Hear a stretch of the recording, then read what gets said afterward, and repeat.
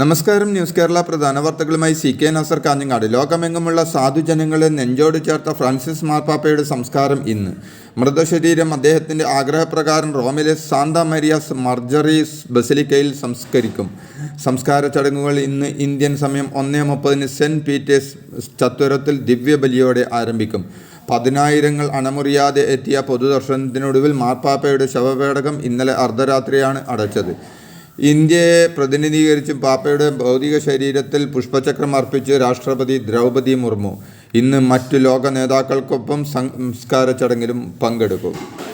പാകിസ്ഥാനികളെ കണ്ടെത്തി നാടുകടത്താൻ മുഖ്യമന്ത്രിമാർക്ക് നിർദ്ദേശം നൽകി കേന്ദ്ര ആഭ്യന്തരമന്ത്രി അമിത് ഷാ. ഇതിനിടെ 215 പാകിസ്ഥാനി പൗരന്മാർ അട്ടാരി അതിർത്തി വഴി മടങ്ങിയെന്നും 416 ഇന്ത്യൻ പൗരന്മാർ പാകിസ്ഥാനിൽ നിന്ന് തിരിച്ചെത്തിയെന്നും റിപ്പോർട്ടുകളുണ്ട്.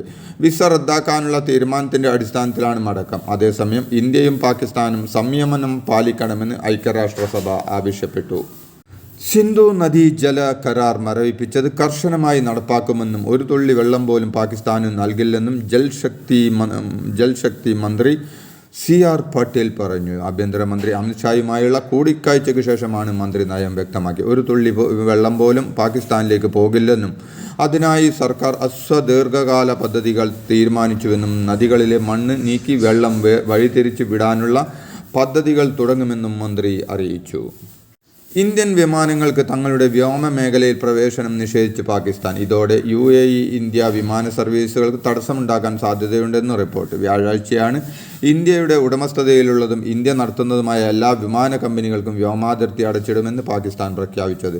വരും ദിവസങ്ങളിൽ UAEയിൽ നിന്ന് ഇന്ത്യയിലേക്ക് യാത്ര ചെയ്യുന്നവർ ഏറ്റവും പുതിയ വിവരങ്ങൾക്കായി അതാത് എയർലൈനുകളുമായി ബന്ധപ്പെടാനും യാത്രാ ഷെഡ്യൂളിൽ ഉണ്ടാകാനിടയുള്ള മാറ്റങ്ങൾക്കനുസരിച്ച് തയ്യാറെടുക്കാനും അധികൃതർ നിർദ്ദേശിച്ചു.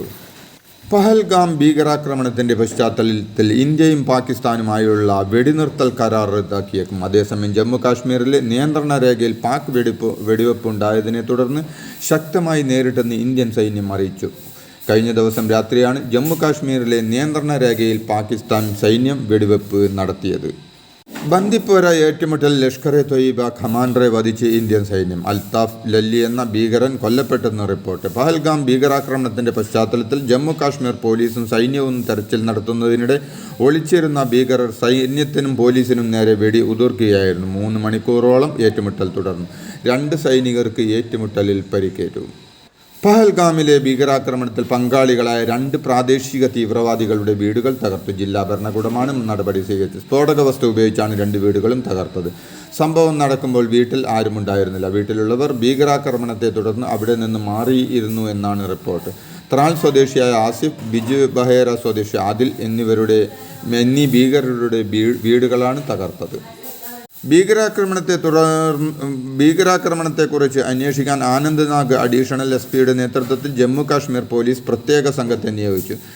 NIA സംഘം ബൈസരണിൽ നിന്നും ഫോറൻസിക് തെളിവുകൾ അടക്കം ശേഖരിച്ച് പരിശോധന കഴിച്ചു. അതിനിടെ പാകിസ്ഥാൻ പഞ്ചാബ് അതിർത്തിയിൽ നിന്ന് കസ്റ്റഡിയിലെടുത്ത BSF ജവാനെ മോചിപ്പിക്കാനുള്ള ചർച്ചകൾ തുടരുകയാണ്. ഇതുവരെ ജവാനെ മോചിപ്പിക്കാൻ പാകിസ്ഥാൻ തയ്യാറായിട്ടില്ലെന്നാണ് സർക്കാർ വൃത്തങ്ങൾ നൽകുന്ന സൂചന.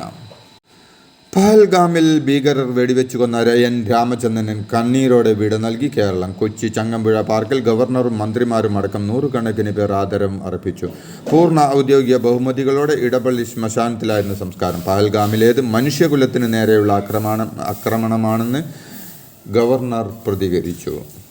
പഹൽഗാം ഭീകരാക്രമണത്തിൽ ഫേസ്ബുക്ക് പോസ്റ്റിട്ട മുസ്ലിം ലീഗ് നേതാവ് ബഷീർ ബള്ളിക്കോത്തിനെതിരെ ഓസ്തൂർക്ക് പോലീസ് കേസെടുത്തു. സമൂഹത്തിൽ കലാപമുണ്ടാക്കുന്ന തരത്തിൽ ഫേസ്ബുക്കിൽ പോസ്റ്റിട്ടു എന്ന പരാതിയിലാണ് BNS 192 വകുപ്പ് പ്രകാരം പോലീസ് കേസ് രജിസ്റ്റർ ചെയ്തിരിക്കുന്നത്. VHP ജില്ലാ പ്രസിഡന്റ് SP ഷാജിയുടെ പരാതിയിലാണ് കേസ്. സംസ്ഥാനത്തെ ത്രിതല പഞ്ചായത്തുകൾക്കും നഗരസഭകൾക്കുമായി 1396 കോടി രൂപ കൂടി അനുവദിച്ചതായി ധനകാര്യമന്ത്രി KN ബാലഗോപാൽ പറഞ്ഞു. ഈ സാമ്പത്തിക വർഷത്തെ മെയിൻ്റനൻസ് ഗ്രാൻഡ് 1ാം ഗഡുവാണ് അനുവദിച്ചത്. ആകെ തുകയിൽ ഗ്രാമപഞ്ചായത്തുകൾക്ക് 878 കോടി രൂപ ലഭിക്കും. ബ്ലോക്ക് പഞ്ചായത്തുകൾക്ക് 76 കോടി രൂപ അനുവദിച്ചു.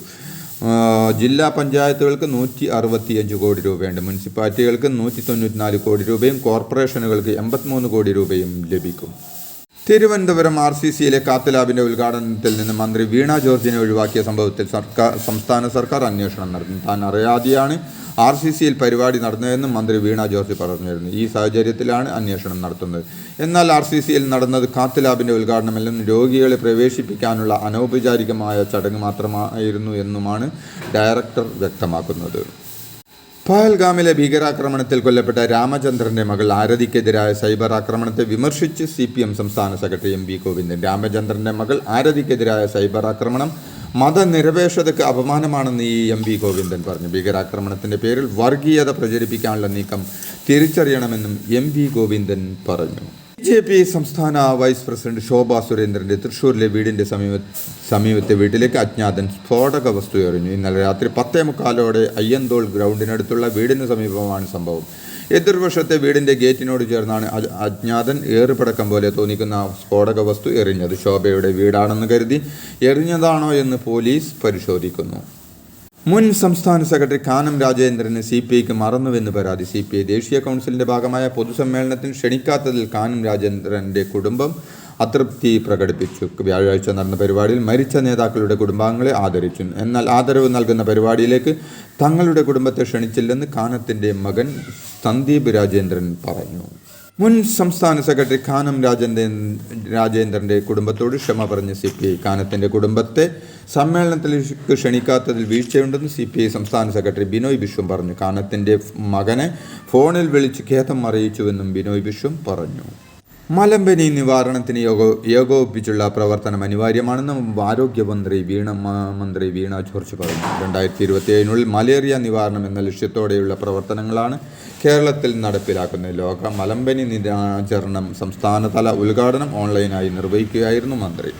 സംസ്ഥാനത്തെ IT പാർക്കുകളിൽ മദ്യം വിൽക്കാൻ അനുമതി നൽകിക്കൊണ്ട് സർക്കാർ ഉത്തരവായി. സർക്കാർ ഉടമസ്ഥതയിൽ പ്രവർത്തിക്കുന്ന IT പാർക്കുകൾക്കും സ്വകാര്യ IT പാർക്കുകൾക്കും ലൈസൻസിന് അപേക്ഷിക്കാം. IT കമ്പനികളിലെ ഔദ്യോഗിക സന്ദർശകർക്കും അതിഥികൾക്കുമാണ് മദ്യം വിൽക്കാവുന്നത്. കോഴിക്കോട് DCC ഓഫീസ് ഉദ്ഘാടനത്തോടനുബന്ധിച്ചുണ്ടായ ഉന്തും തള്ളും പോലെ ഒരു സംഭവം ഇനി ആവർത്തിക്കരുതെന്ന് KPCC പ്രസിഡന്റ് K സുധാകരൻ പറഞ്ഞു.